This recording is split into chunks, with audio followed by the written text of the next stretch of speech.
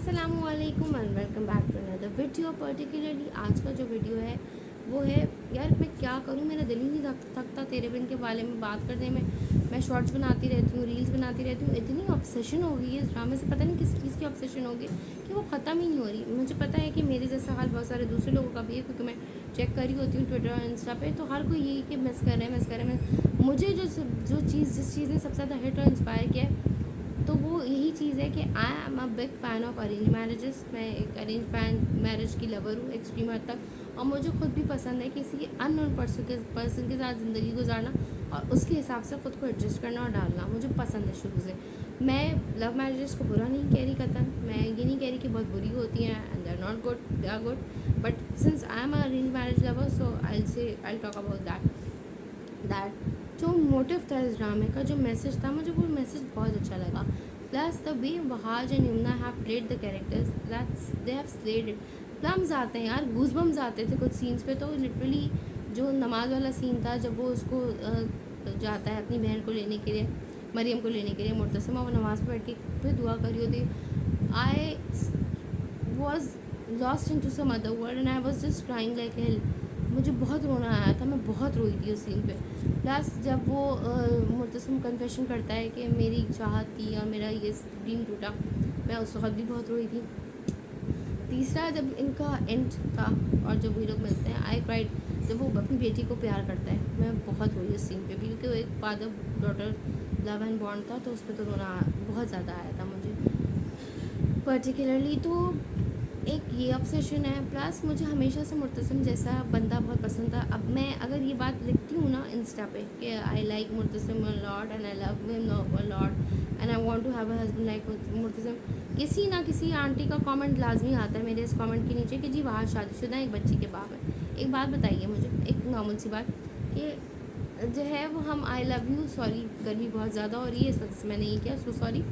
मुझे एक बात बताएं कि क्या आई लव यू सिर्फ आप अपने लवर को बोल सकते हैं, आप किसी और को नहीं बोल सकते आई लव यू। मुझे तो शाहरुख खान भी बहुत पसंद है, मुझे तो धीरज दुबर भी बहुत पसंद है, नकुल मेहता भी बहुत पसंद है, मुझे करण पटेल भी बहुत पसंद है, मुझे तो बिलाल अब्बास भी बहुत पसंद है, मुनीर भट्ट भी बहुत पसंद है, मुझे तो बहुत सारे लोग पसंद हैं, हुमायूं सईद भी बहुत पसंद है, अदनान सिद्दीकी भी पसंद है, फैसल कुरैशी, बहुत न्यूमरस लिस्ट है मेरी। तो क्या मेरी सबसे शादी हो जाएगी? मतलब मुझे वाकई में समझ में नहीं आता हमारी आवाम का कि इतनी स्टूपिड कमेंट्स आप करते क्यों हैं किसी के ऊपर। अगर आप लिख रहे हैं that you want to have a husband like Murtasim, तो मुझे मुर्तसिम से शादी करनी है, मुझे मुर्तसिम पसंद है। मैंने वहाज का नाम कहीं पे भी नहीं लिखा। ठीक है, वहाज ने वो कैरेक्टर प्ले किया, बहुत अच्छे से प्ले किया, I admit that, but I have seen many people commenting on anybody's post that वो शादीशुदा है, एक बच्ची का बाप है, तुम्हें सोच के लिखना चाहिए। भाई माफ़ कर दो, आप आई लव यू किसी को भी बोल सकते हैं, सिर्फ पर्टिकुलरली अपने लवर के लिए नहीं होता आई लव यू। अगर आपको किसी की पर्सनैलिटी बहुत इंस्पायर करती है, आप उसको भी आई लव यू बोल सकते हैं। तो इसका ये मतलब थोड़ी होता है कि मुझे उससे शादी करनी है, मुझे उससे अफेक्शन होगी, नहीं। उस इंसान ने वो रोल इतने अच्छे से अदा किया है, इतने अच्छे से किया है कि he made the public, he made the audience get involved and get in love with Murtasim's character. Simple is that. इस वजह से आई सेड दैट मुझे, and it's a pretty obvious thing कि जब आप किसी को अपना फ़ैन बनाते हो या आप किसी को अपना फ़ैन समझते हो या आप किसी भी एक्टर से इंस्पायर होते हो, तो आप पर्टिकुलरली आपको बायोग्राफी पता होती है ना उस एक्टर की। मुझे शाहरुख खान की बायोग्राफी पता है। Shahrukh Khan and I we share the same date births, हमारी डेट ऑफ बर्थ सेम है, 2 नवंबर, मेरी भी 2 नवंबर है। तो ये इसका ये मतलब थोड़ी है कि मतलब मुझे कोई वो हो गया, नहीं। आई एम लाइक दिस कि यार लोगों को थोड़ी सी अपनी मेंटालिटी को चेंज करना चाहिए। Please don't be so much judgemental, act like a mature audience and act like a human, don't act like an alien कि आप हर किसी को जज करना शुरू कर दें। किसी ने फ़ोटो शूट करा है, आप उस पर जजमेंटल हो रहे हैं। आप भाई उस पर्टिकुलर इंसान की बेगम को प्रॉब्लम नहीं है तो आपको क्यों प्रॉब्लम है? क्यों, किस लिए? वी वर टॉकिंग अबाउट तेरे बिन, बीच में ये सारी बातें आ गई। तो मुझे इतना ऑब्सेशन हो गया है ना, समझ नहीं आ रहा यार। पहली दफ़ा हो रहा है मेरे साथ ज़िंदगी में ऐसा कि मैं इतनी ज़्यादा इन्वॉल्व हो गई हूँ इस ड्रामे में कि मेरा निकलने को भी दिल नहीं चाह रहा। मेरे घर वाले भी मेरा मजाक उड़ा रहे होते हैं कि तुम मतलब तुम इस तरह बात करती हो मुर्तसिम मीरब की जैसे तुम्हारी भूपी चचा के बच्चे हैं। I was talking to my sister in Saudi and I was talking about Meerab and Murtasim.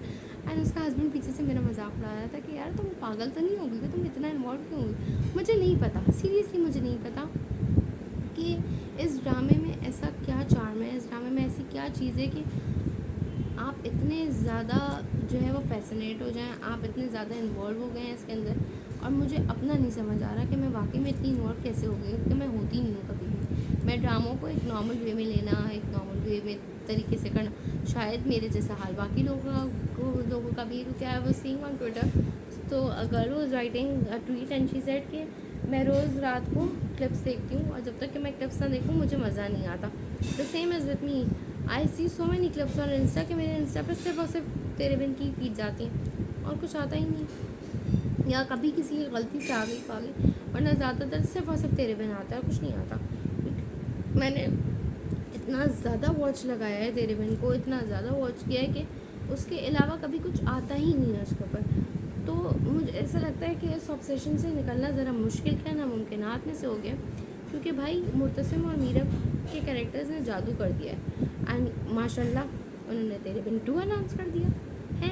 अब आप बताएं, अब जब तेरे बिन 2 का सीक्वल अनाउंस कर दिया तो हम तो उन्हीं दोनों को देखना चाहेंगे ना, हम तो किसी और को एक्सेप्ट ही नहीं करेंगे। लेकिन I am pretty much sure कि वही दोनों होंगे सीक्वल में। अभी तक मुझे अजम्पशंस हैं, मैं सिर्फ अज्यूम कर रही हूँ। मेरी एज सच मेरी मीडिया फर्टिनिटी में कोई दोस्तियाँ नहीं हैं, कोई मेरे रिश्तेदार नहीं है, ना मुझे कभी रिप्लाई मिलते हैं दोनों से। तो ऐसा कुछ नहीं है कि मुझे किसी की तरफ से कोई हिंट आया हो, नहीं।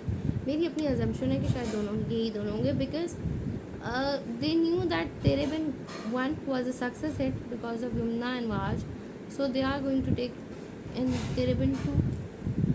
मे बी वो इन्हीं दोनों को लेंगे, मुझे तो ऐसा लगता है। अब लेट्स सी क्या होता है, ये तो प्रोडक्शन हाउस पे डिपेंड करता है। Plus 7 sky is a very very big name, and मैंने ये देखा है नॉर्मली कि 7 स्काई के हर ड्रामे में पर्टिकुलरली बहुत अच्छा मैसेज होता है। It's the audience that needs to realise. Plus एक बात और बहुत ज़रूरी बात मैरिटल रेप के बारे में। भाई एक बात है which is understood, I am a girl, I know that अगर खुदा ना खास्ता किसी भी लड़की के साथ मैरिटल रेप होता है तो वो पर्टिकुलर लड़की उस इंसान से कभी भी इतनी शिद्दत की हद तक मोहब्बत नहीं कर सकती जितनी मोहब्बत मीरब को मुर्तसिम से सुखत है। Please have some maturity, have some sense. And plus the writer herself has confirm that ऐसा कुछ नहीं था। उसको ये हो रहा था कि यार मैंने कॉन्ट्रैक्ट ब्रीच कर दिया, मैं तो अपने इरादों की पक्की थी, मैं क्यों डली, मैं क्यों उसके आगे गई। उसको ये हो रहा था कि मैं तो उसका मुहाफ़िज़ था, मैं अपने आप को रोक सकता था, तो गिल्ट में वो रो रहा था। वो इसलिए नहीं हो रहा था कि असॉल्ट कर दिया ये। और प्लस जब आपका असॉल्ट हो जाता है, आप कभी भी अपने बच्चे का नाम उस पर्टिकुलर हैवान के नाम पे नहीं रखते हो अगर उसका असॉल्ट हुआ होता है तो, which was a very logical thing. उसने तो नाम अपने और उसके नाम के साथ रखा ना, तो असॉल्ट कहाँ से हुआ। मुझे अभी भी समझ में नहीं आ रहा why people are still talking on this. एक बंदी के साथ जब ऐसा कुछ होता है तो वो कभी भी नाम नहीं रखती, प्लस वो मोहब्बत नहीं करेगी इतनी शिद्दत तक।